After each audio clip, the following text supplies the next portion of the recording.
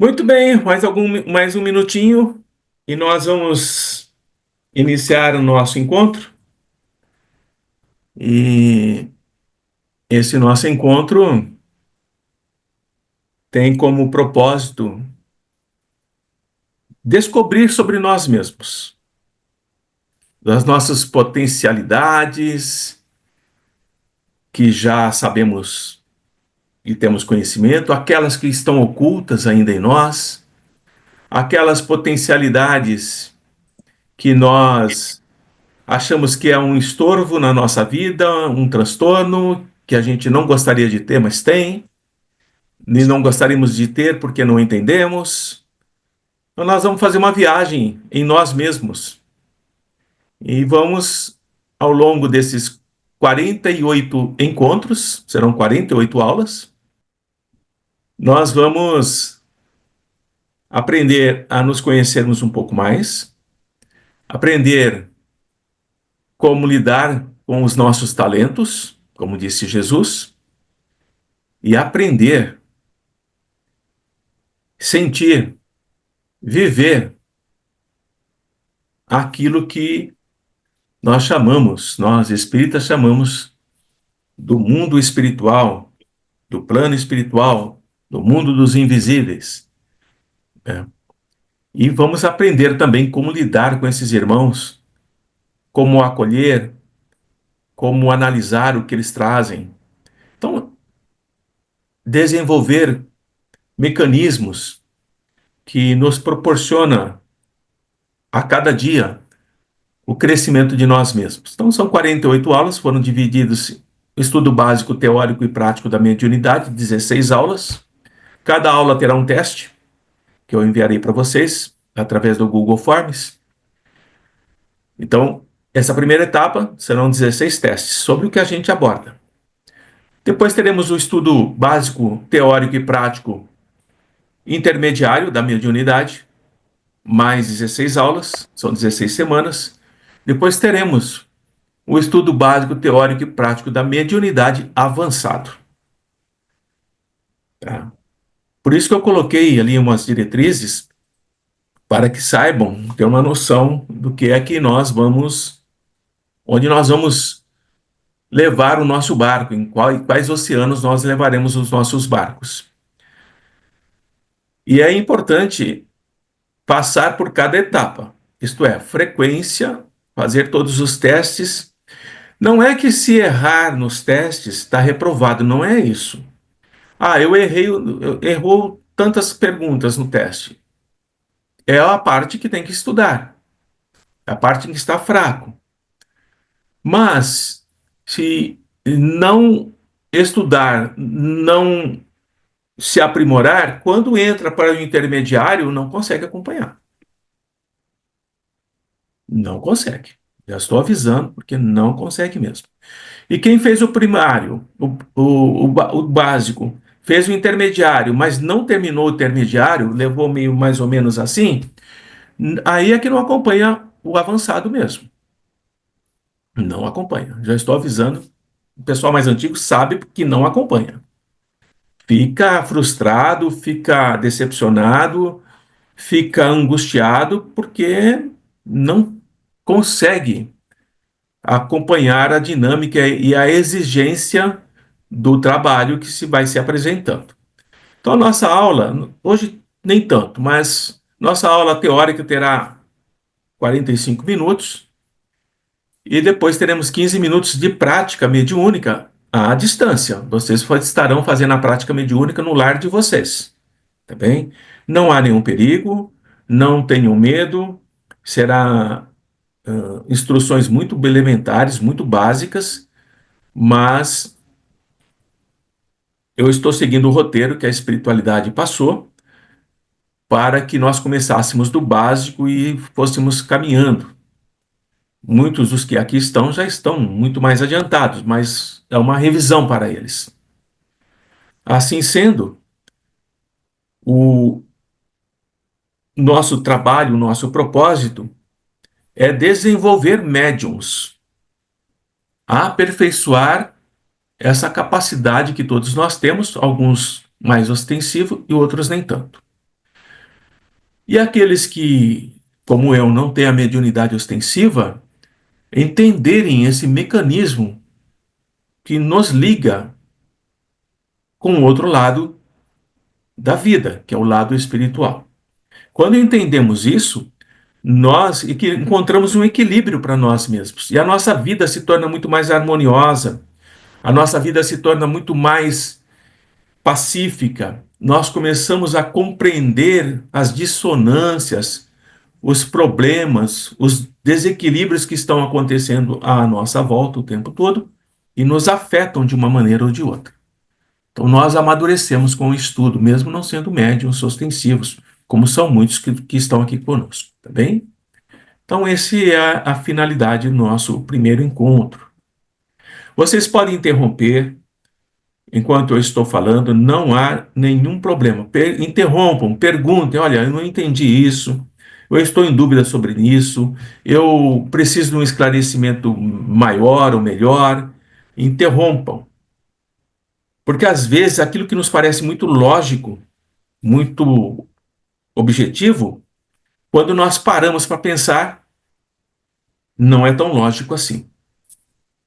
Exemplo, às vezes nós lemos uma palavra e achamos que sabemos o que aquela palavra quer dizer. E passamos anos lendo aquela palavra com um sentido, um entendimento, e um belo dia nós vamos saber o significado da palavra e ela é muito diferente do que nós imaginávamos. E isso causa um impacto muito grande em nós. Por isso que é importante perguntar. E se vocês não perguntarem, eu pergunto. Eu pergunto. E eu garanto a vocês que a minha pergunta será mais difícil do que a que vocês fariam para mim. E vou dizer quem responde.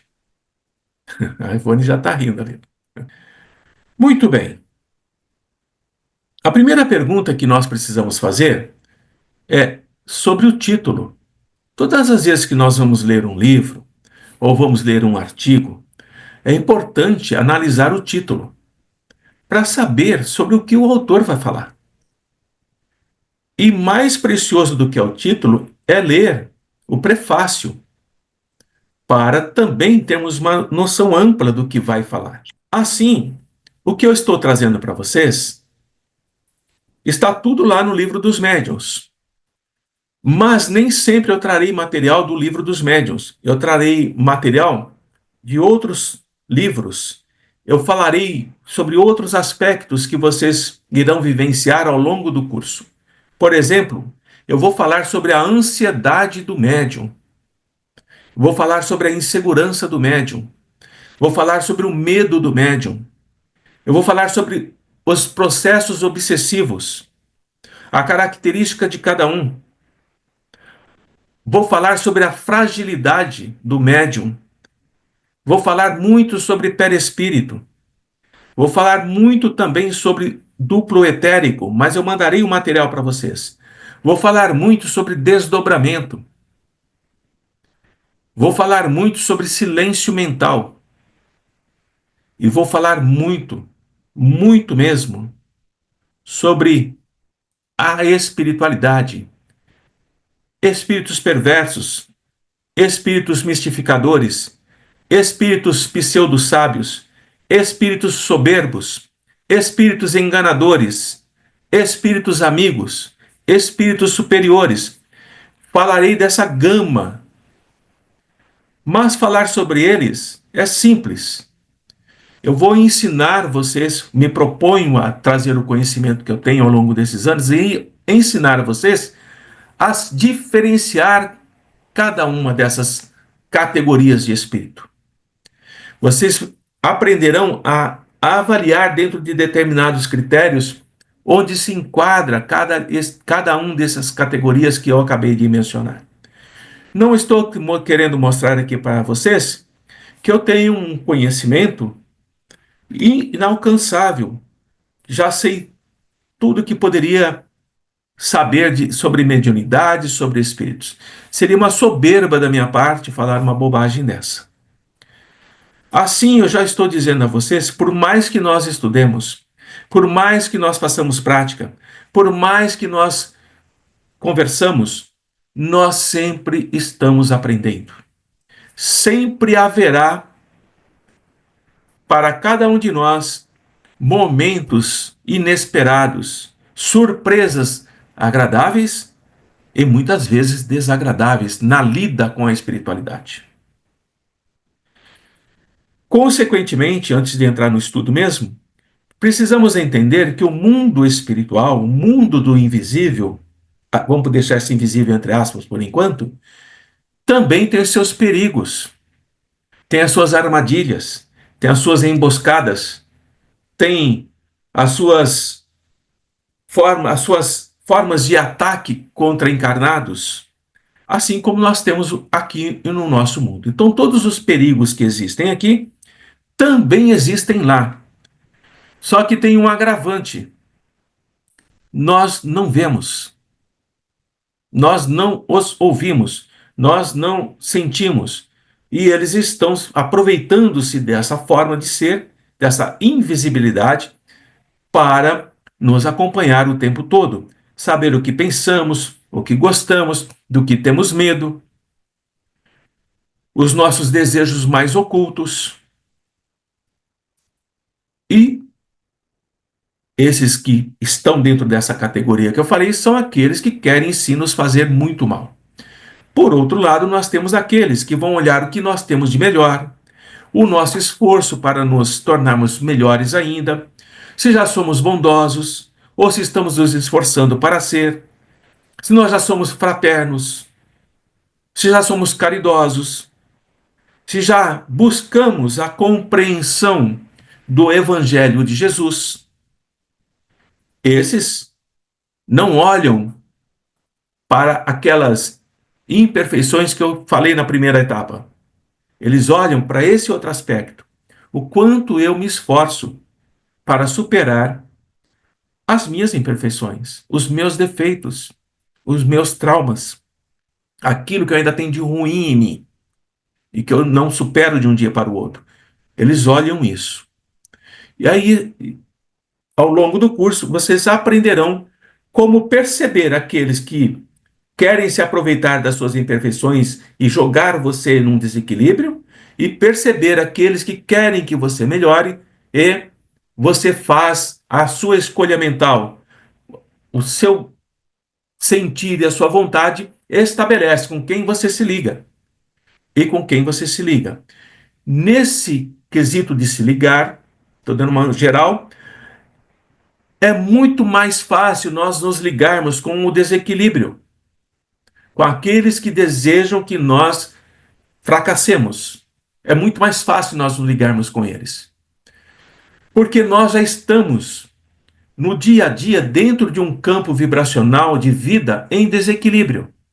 Temos problemas o tempo todo, na família, no trabalho, no trânsito, as doenças que aparecem, os problemas familiares, e nós oscilamos muito.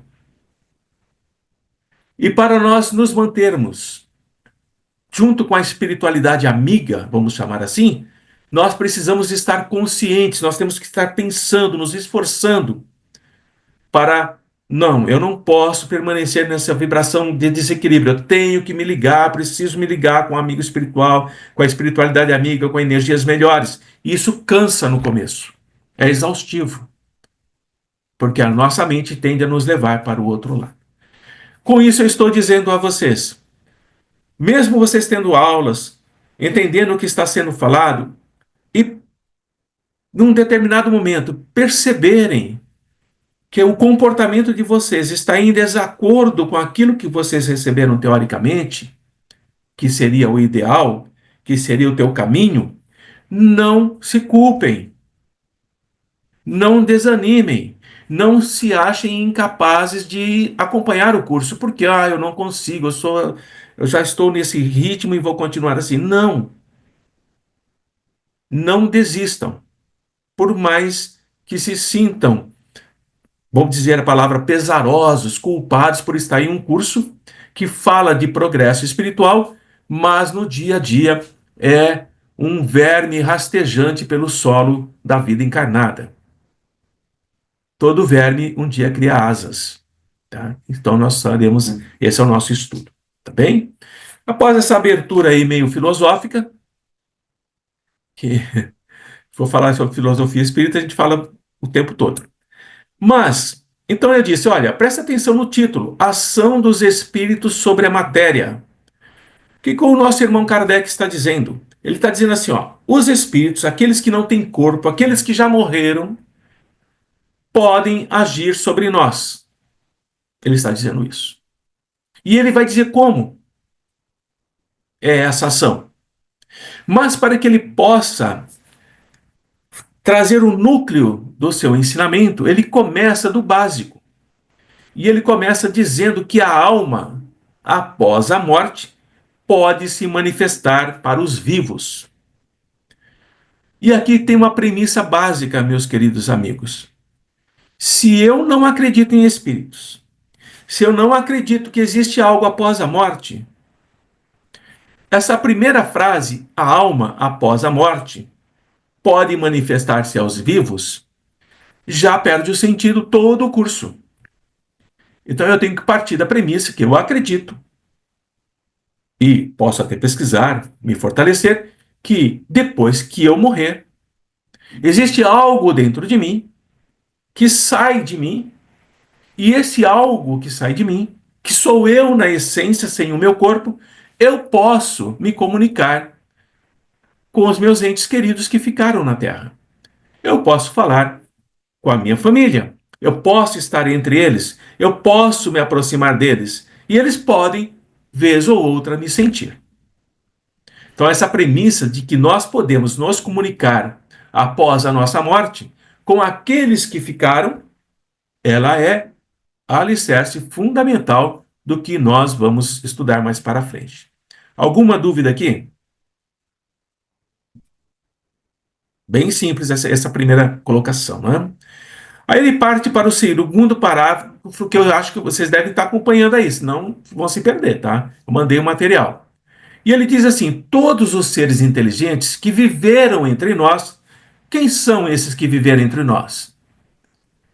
Aqueles que já partiram antes de nós, nossos pais, nossos avós, nossos esposos, nossos irmãos. Eles são seres inteligentes. Essa frase, seres inteligentes, já começa a criar um critério novo para nós. O que é um ser inteligente?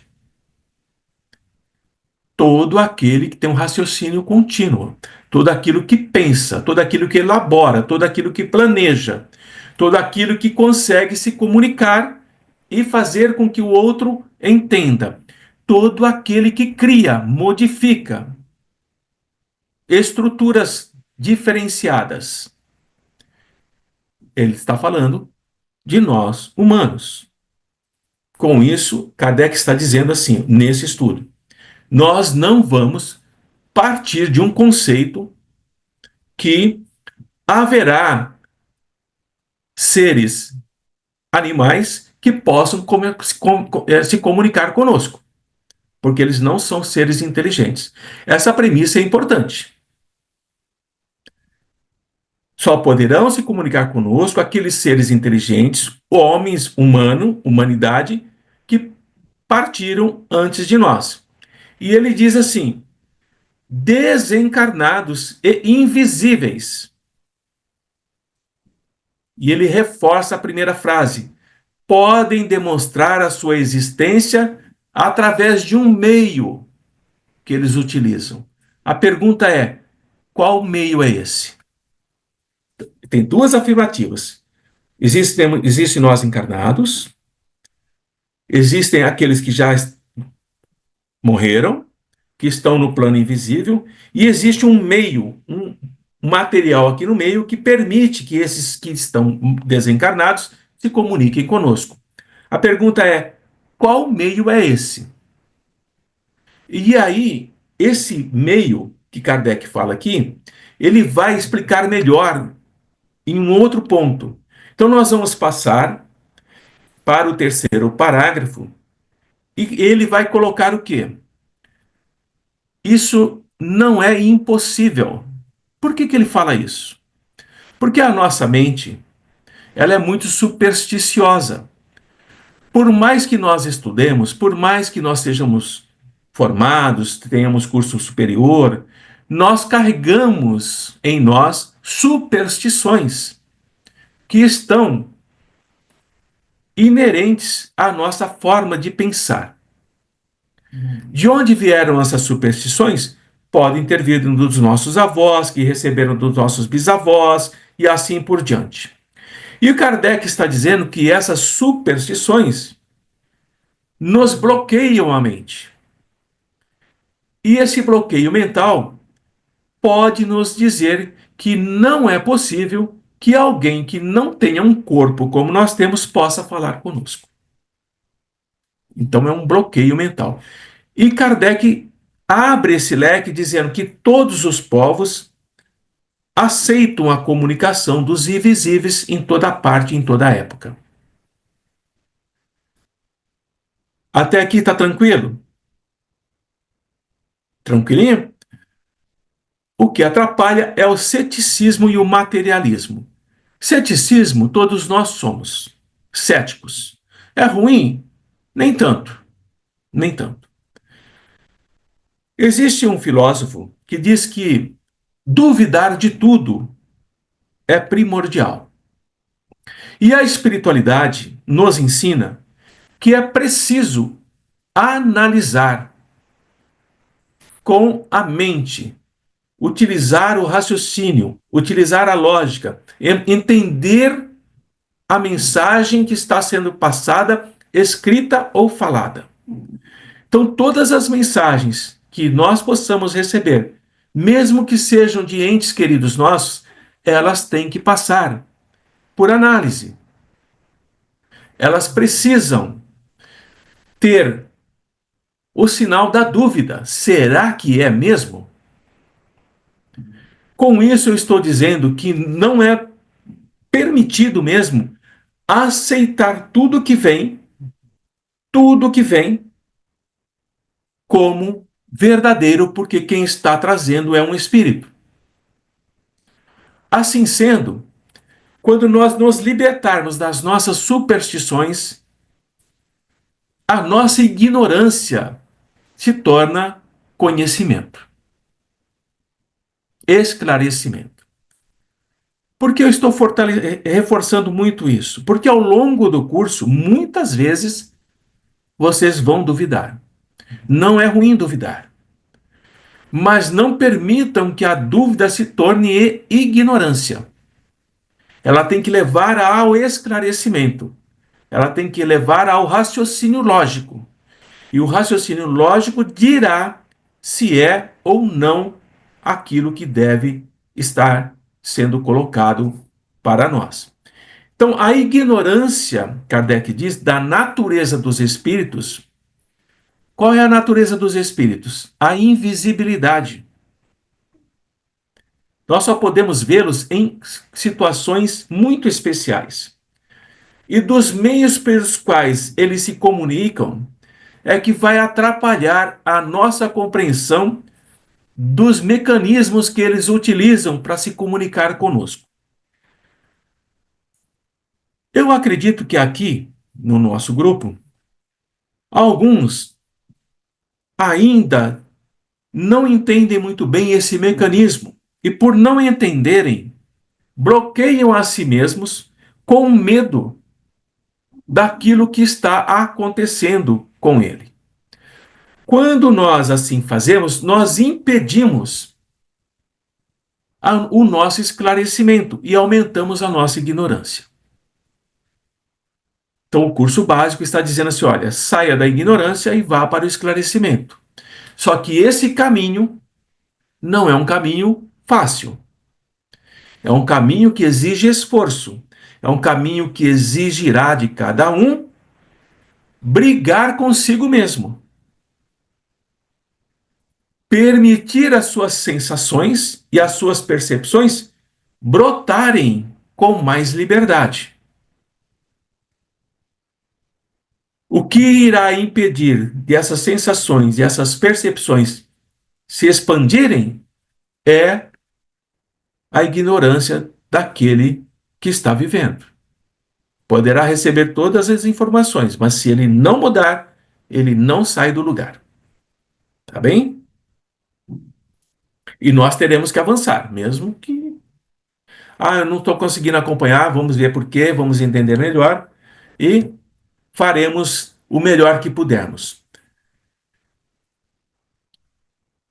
Quando nós temos esse conhecimento, tudo que parece para nós sobrenatural se torna natural.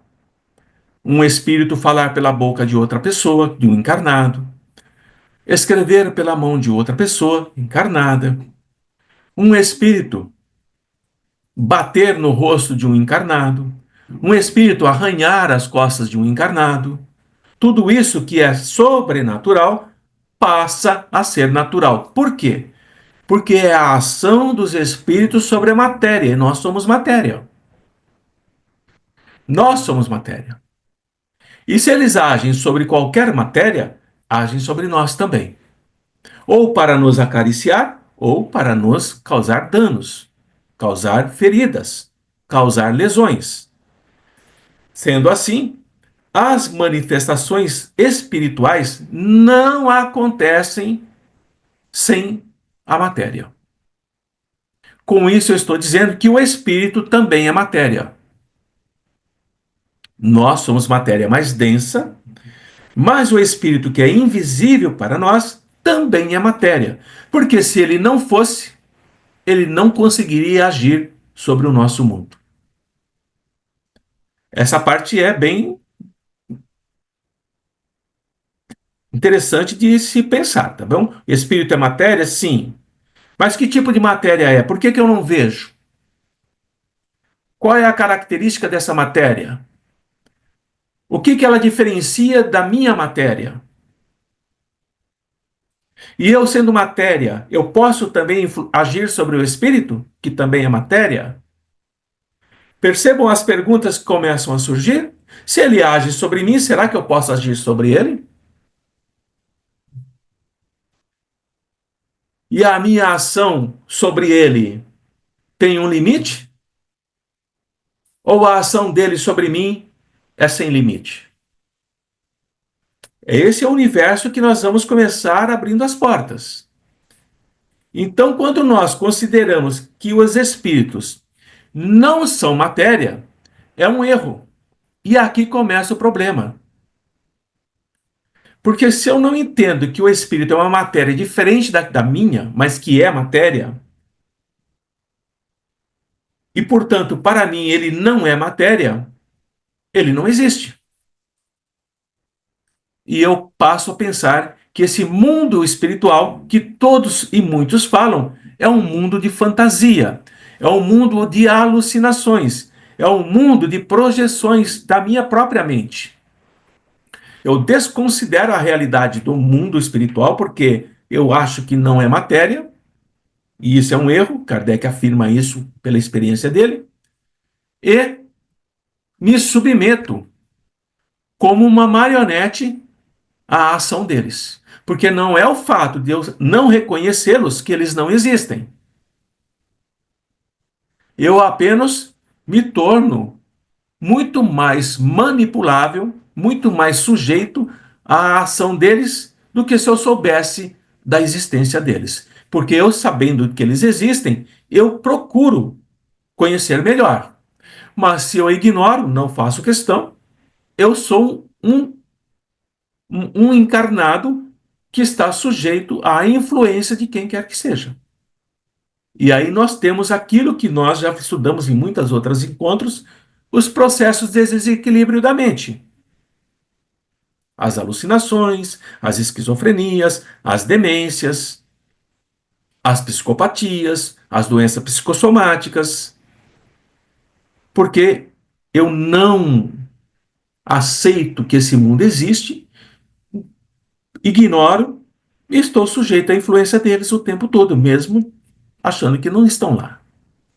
Quanto mais nós conhecemos, melhor nós nos protegemos, melhor lidamos com eles.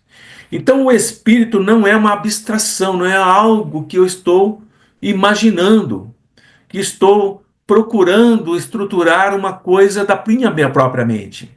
É um ser definido. Por que é um ser definido? Lá em cima já disse, são aqueles que já viveram na carne, aqui na terra, entes queridos nossos que morreram, deixaram o corpo e continuam vivos. Por isso que ele é definido, por isso que ele é limitado e por isso que ele é circunscrito. Prestem atenção na palavra limitado. Essa limitação não está dizendo que ele tem uma ação limitada. Está dizendo que esse que é espírito, ele não pode, e mesmo que pudéssemos imaginar que encontrasse uma situação extremamente diferente de tudo, ele não consegue se multiplicar. Ele não se torna dois, ele não se torna três, ele não se torna quatro. Ele é único. Então, quando nós ouvirmos, lermos alguma coisa que diz que o Espírito estava aqui e estava lá em São Paulo, o mesmo Espírito, isso não é verdadeiro, porque o Espírito é único. Tá? E assim sendo, por ser único, olha o que eu estou apontando aqui para vocês, meu dedo. Ele tem uma digital energética. Não está aí no texto, já estou aumentando um pouquinho o ângulo para vocês. Ele tem uma digital energética. Com isso, por mais que ele modifique a forma dele, nós vamos ver como ele faz, a digital energética dele não muda. Então é como se nós fizéssemos plásticas e mais plásticas para mudar o nosso rosto, para fugir, nos escondermos, mas a nossa digital é a única, ela é a mesma. Consequentemente, nós entenderemos a importância de conhecermos a digital energética nos estudos futuros, lá no estudo intermediário. Por que precisamos entender essa digital? Tá bem? Pergunta até aqui? Nenhuma? Até que tá fácil, né? Mas já estou abrindo uns ângulos para vocês, tá vendo? Estão vendo? Então, quando é encarnado, quem é que está encarnado aqui? Todo mundo. Todo mundo. Então, nós somos espíritos encarnados. Para nos diferenciarmos dos espíritos desencarnados, nós temos o conceito de alma. Então, nós somos almas, espíritos encarnados. Quando eu disser alma, vocês vão entender que é alguém encarnado. Então, eu posso dizer assim: hoje, no nosso exercício, nós vamos socorrer a alma de Fulano, de Beltrana. Estou dizendo encarnado. Hoje, nós vamos, no nosso exercício, nós vamos socorrer o espírito, tal e tal. Eu estou me referindo a um socorro espiritual, onde nós teremos que adentrarmos nos nossos exercícios regiões onde esse espírito está para socorrê-lo lá onde ele se encontra. É o curso intermediário, tá bem? Então, desse sentido, nós diferenciamos alma e espírito. Alma encarnado, espírito desencarnado. Tudo bem? E agora nós vamos entrar no algo mais complicado um pouquinho. Daqui eu fui só pincelando. E não será tão didático, assim, tão mastigadinho os próximos encontros. Eu vou começar a trazer conceitos um pouco mais rápidos, porque esse básico vai ajudar bastante. Então, o Kardec diz assim: quando encarnado, o espírito é alma, quando deixa o corpo pela morte, leva com ele um envoltório, um corpo mais sutil. Olha que como ele é sintético, o Kardec. Ele está dizendo assim: quando você morre, o teu corpo físico fica lá, na cova. E ao sair do corpo, você vai levar algo com você. E esse algo é sutil. Esse algo é indefinível. Esse algo acompanha você. Não fica com o teu corpo. E esse algo é que vai permitir que você conserve a sua forma humana de hoje, de ontem, do passado. Esse algo que vai conservar a forma humana de hoje, por exemplo, eu desencarno, meu corpo vai para a cova ou é cremado. Algo sai de mim e conserva essa forma que eu tenho hoje. Por que isso? Caso haja a necessidade de eu me mostrar para um ente querido que não conseguiu vir chegar a tempo para o meu enterro, que está lá na Europa, eu posso, ao me desprender do corpo que já não me segura mais, me deslocar para o local onde está esse ente querido e me mostrar como eu sou. E ele me vê. Só que esse processo é extremamente rápido. Consequentemente, ele vai me reconhecer porque eu me mostro com a forma atual. Tá bem? Então é dessa forma que as pessoas têm aquelas visões dos entes queridos. Enquanto estão dormindo, acordam assustados e o ente querido está ao pé da cama, ou ao lado, ou passando a mão no cabelo. Não tem nada de sobrenatural. É aquilo que nós chamamos de desdobramento do espírito. E ela diz: meu pai morreu, meu irmão morreu, minha tia morreu. É através desse mecanismo extremamente simples e maravilhoso que nós nos mostramos após a nossa morte para os outros. Então, nós vamos conservar a nossa forma humana. Nós não vamos falar ainda no primeiro bloco, no primeiro encontro básico, do curso básico, sobre outros corpos que nós temos. Ficaremos só com esses, tá bem? Então, no momento em que nós podemos morrer, já já, Carlos. Então, no momento em que nós morremos, nós vamos ficar meio confusos. Por melhor que nós conheçamos a existência do mundo espiritual, é como nós despertamos de um sono muito profundo num lugar que a gente não conhece. Onde é a porta? Quem já passou por isso? Quem viaja muito, né? Acorda e não sabe onde está. É uma confusão, leva um tempo para se acertar. Quando nós morremos, acontece a mesma coisa. Esse estágio de perturbação tem uma durabilidade, que pode ser alguns minutos, pode ser horas, podem ser dias, podem ser meses, podem ser anos e pode ser séculos. Depende do quão você está preso ao corpo. Então, no momento que a gente morre, tudo é meio confuso. Eu vejo o meu corpo na cama, eu vejo ele caído, eu vejo o meu corpo se ele está mutilado, se foi um acidente. Não importa. Eu vou perceber isso mesmo na minha confusão. Tudo bem até aqui? Tranquilos? Fala, Carlos. É, você acabou de falar que quando nós morremos, né, o espírito pode, através do perispírito, fazer visita a entes queridos, mantendo a forma da qual ele faleceu. Mas ele também pode modificar essa. Sim, pode. Pode, né? Depende do intuito dele. Se o meu Aí é que intuito, se está. o meu intuito, se o Segundo meu a intuito, vontade dele, não? sempre. Sempre. O perispírito sempre vai obedecer à vontade, sua vontade, vou dizer assim para você entender. Então a Larissa, ela modifica o perispírito dela pela vontade dela, você pelo seu. Hum. E todos nós. E essa é uma característica que nós teremos que prestar muita atenção, que é o último nível do nosso curso, onde nós lidaremos e estudaremos algumas categorias de espíritos que não são descritos na, na literatura espírita, mas eles existem, estão lá. A gente vai abordar isso lá para frente. Tudo bem? Entenderam a pergunta do Carlos? Tranquilos, né? Tudo bom.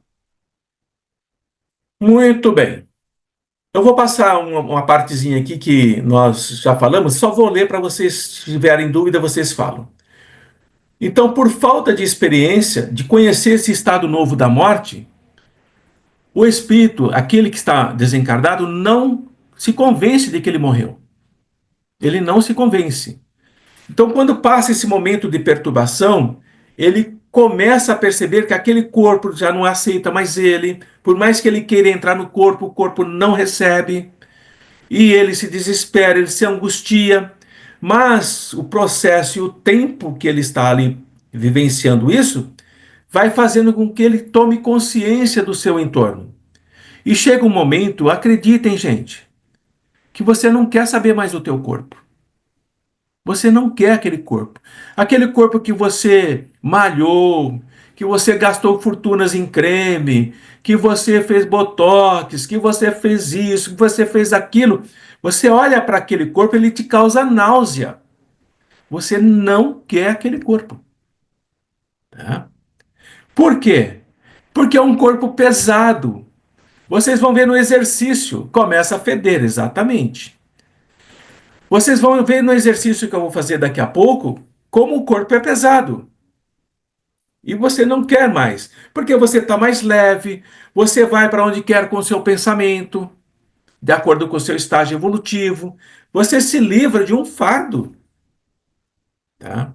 Você não tem mais dor física, você se sente mais alegre, mais tranquilo. Você pode ir para qualquer lugar do espaço.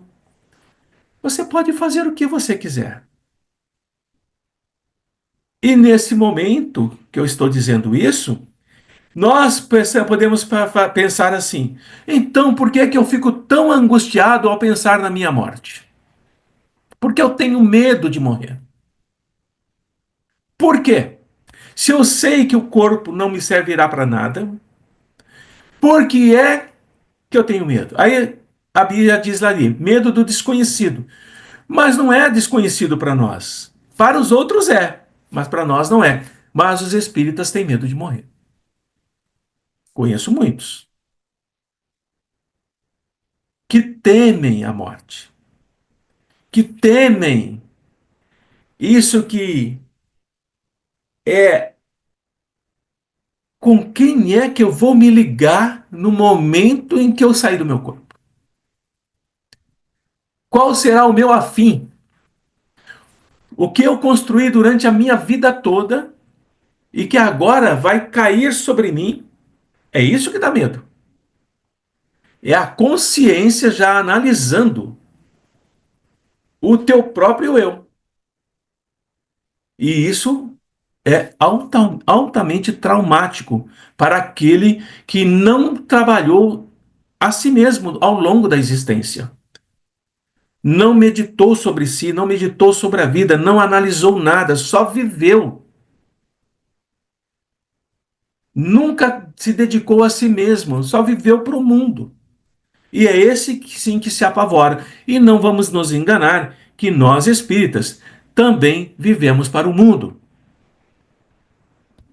Entenderam? Então a Maria Rita está dizendo que tem mais medo de como vamos morrer. Escolhas. Aquele que fuma sabe que vai morrer ou de um câncer de pulmão ou de um enfisema, faltando ar para todo lado, por mais oxigênio que deem para ele. Ele sabe disso. E ele tem medo de morrer assim. Né? Então, são questões mais da nossa mente, se elaborando os processos de cognição de nós mesmos. Por isso que o estudo é importante. Então, Kardec diz assim, ó, concluímos que a alma não deixa tudo no túmulo, mas leva com ela alguma coisa. E ele vai falar sobre os três componentes, que é o nosso corpo físico. Então tá lá. Temos três componentes: a alma ou espírito, alma encarnado, espírito desencarnado. Princípio o quê? Inteligente. De todos os nossos corpos, o princípio inteligente, aquele que determina, aquele que escolhe, aquele que ordena, aquele que elabora, aquele que faz, é o espírito, é o princípio inteligente. O corpo é apenas aquele objeto que vai responder aos comandos daquele princípio inteligente. Ele vai fazer aquilo que você quer que ele faça. Vou dar um exemplo aqui. Eu estava conversando com uma pessoa e ela estava se vendo morta. Era um espírito, estava fazendo um diálogo com o espírito. Ela estava vendo o corpo dela morto. Ela foi assassinada. E eu disse a ela assim: quando você olha para o seu corpo, o que você pensa? E ela disse assim: esse corpo é um fracassado. Olha a confusão. E eu disse assim: por que ele é um fracassado? Porque ele não fez nada do que eu queria.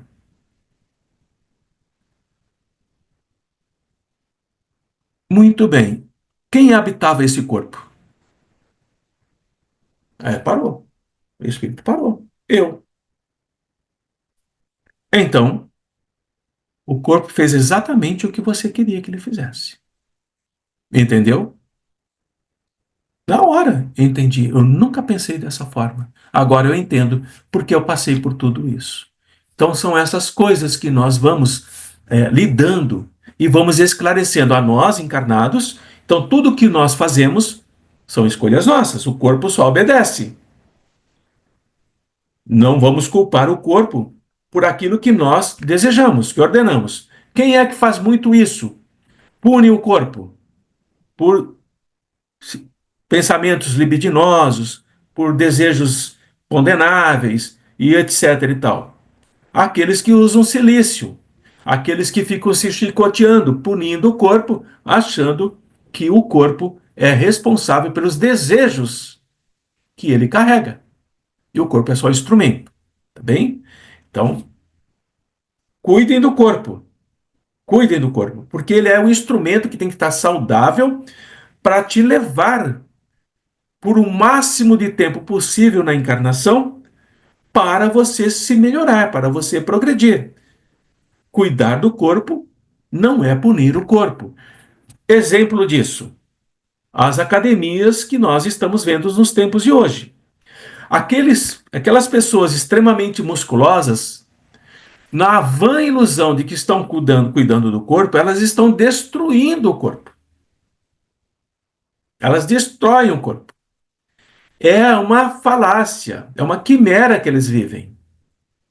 Eles estão embelezando esse corpo estruturalmente por fora, mas estão destruindo o instrumento que estava apto para levá-lo até uma jornada mais distante na encarnação. Não aprende nada, destrói o corpo, vive um mundo de fantasia e de erotismo e, ao desencarnar, não consegue sair do corpo. Vai vê-lo apodrecer lentamente, vai vê-lo desfazer lentamente. Então, quando olham para essas meninas muito marombadas, lindonas, etc. e tal, esses rapazes, não é um bom futuro para eles, espiritualmente falando. Tá? Então, a gente já começa a fazer uma analogia com a nossa vivência. Aí, o segundo corpo, que o nosso irmão Kardec fala, é o nosso segundo é o corpo, é esse que nós temos. Material grosseiro, temporário, e só vai cumprir algumas providências que nós combinamos antes de nascer, antes de encarnarmos. Então, o corpo que nós temos, que às vezes nós não gostamos, fomos nós mesmos que escolhemos. A cor da pele, onde nós mesmos que escolhemos. Porque é essa escolha que vai nos permitir o processo de aprendizado que nós precisamos desenvolver. Mas nós temos o livre-arbítrio de modificá-lo à nossa vontade. Mas a escolha é inerente à nossa necessidade. Nós podemos até dizer: não sei por que Deus me deu esse corpo. Pode até achar que não sabe, mas sabe. É a escolha mesmo. É a questão da genética em si. Eu vou mandar um pequeno vídeo para vocês sobre a fecundação do óvulo, no momento que o óvulo é fecundado. Vocês vão ver como é impressionante. Isso é científico, não é temporário. E o terceiro corpo, que a gente vai se prender bastante nele, é o nosso perispírito. Olha o que ele fala, fluídico. Semimaterial. Por que ele é semimaterial? Ele tem que ser material para lidar com o nosso corpo. É a parte do semimaterial. E ele tem que ser semifluídico para obedecer o comando do espírito. Por isso que ele é uma mescla dos dois.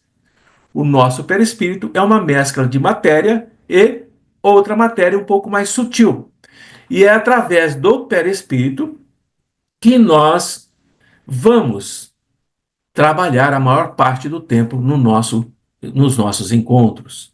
Aprenderemos a sair do corpo, aprenderemos a perceber a aproximação de outros espíritos em torno de nós, sejam eles de amigos, sejam eles de sofredores, sejam eles de outras formas de espiritualidade. Tranquilo até aqui? Rapidinho, né? Temos aí mais 5 minutos. Então a morte é a destruição do corpo e de um outro corpo que eu não vou falar agora. O perispírito se desprende, vai junto com o espírito agora, e dessa maneira o perispírito sempre vai acompanhar o espírito. Quanto mais o espírito evolui, mais sutil ele fica. Então, quando nós morrermos, o nosso perispírito, diante de espiritualidades mais elevadas, é muito grosseiro, é muito pesado o nosso perispírito, depois que a gente morre. Mas à medida que nós vamos nos melhorando, esse nosso perispírito vai ficando mais fluídico, mais eterizado, mais leve. É como se nós trocássemos uma camisa de algodão grosseiro, de saco, por uma roupa de seda. Nós estamos nos depurando, estamos melhorando. Então o perispírito vai nos acompanhar durante a vida corpórea e vai nos acompanhar durante a vida espiritual. Ele não é destruído. Dessa forma que eu estou falando. Existe sim uma forma de destruir o perispírito, de fragmentar o perispírito, mas isso é lá para frente, para não dar nó na cabeça de vocês. Então, nesse instante que estou aqui falando, o perispírito ele não é destruído, ele não desaparece junto com o corpo físico, ele nos acompanha. E ele vai servir de intermediário das sensações do espírito e das manifestações do corpo físico. É através do perispírito que o espírito transmite a sua vontade. Então eu tenho vontade, por exemplo, agora, um exemplo, tá? De dizer assim para vocês, né? Eu vou dizer assim para vocês: a partir de agora, todos vocês estarão sujeitos às ordens que eu vou determinar. Não é meu corpo que está determinando isso, é a minha vontade. E quem está transmitindo essa vontade é o perispírito, que vai atuar sobre o meu sistema nervoso, sobre o meu sistema muscular, através de fluidos energéticos, com os quais eu me manifesto para o meio exterior. Bem, o perispírito é muito importante. Mas também existe aquilo que Kardec falou lá na frente, o meio ambiente. Qual é o meio que o espírito utiliza? Tá? Através do que ele se comunica? Tá bem? Então, Kardec vai dizer que quando nós conhecemos o perispírito, e nós vamos estudar muito o perispírito, camadas e mais camadas, o que cada camada representa, quais as energias que tem uma, qual a energia que tem outra, como elas se complementam, como elas se entram em sinergia, como elas se desequilibram, nós vamos estudar muito isso. Então, o conhecimento do perispírito é a chave da resposta de várias coisas que nós não entendemos hoje, que são inexplicáveis. Tranquilos? Pergunta? Estou chegando lá no finalzinho. O restante é para ir lendo, tá bem? Mas eu vou pegar um pedaço aqui que eu acho muito importante para vocês. Então, essa forma que nós temos é a forma generalizada, com algumas variações dependendo do mundo em que nós habitamos. Podemos ter alguns órgãos, podemos não ter outros. O nosso perispírito pode ser de uma forma, pode ser de outra, mas a forma humana, ela é generalizada, ela é a comum em qualquer mundo que nós possamos ir, tá bem? Então, isso a gente vai aprofundar mais com os nossos estudos. E Kardec está dizendo que o perispírito é flexível e expansível. E ele obedece à nossa vontade. Ele obedece à nossa vontade. Ele modifica-se de acordo com a nossa vontade, de acordo com a vontade daquele que controla os pensamentos. Por que eu abordei isso? Porque eu posso, através do meu pensamento, modificar o meu perispírito para, em desdobramento, quando eu estiver dormindo fora do meu corpo, eu posso dar uma forma que eu desejo. Eu posso me tornar mais jovem, eu posso me tornar mais alto, eu posso me tornar mais magro, mais gordo, não importa. Posso me tornar do sexo feminino, posso ser masculino, posso ser criança, posso ser idoso. O perispírito obedece os meus comandos. Mas aqui, meus amigos, é importante o conhecimento e o estudo que estamos fazendo. Se o perispírito obedece à vontade, ele também pode obedecer à vontade de outro. Se a minha mente é uma mente que não conhece, não pensa, não analisa, não reflete, não faz o processo de trabalhar as minhas estruturas de pensamento, é uma mente pobre,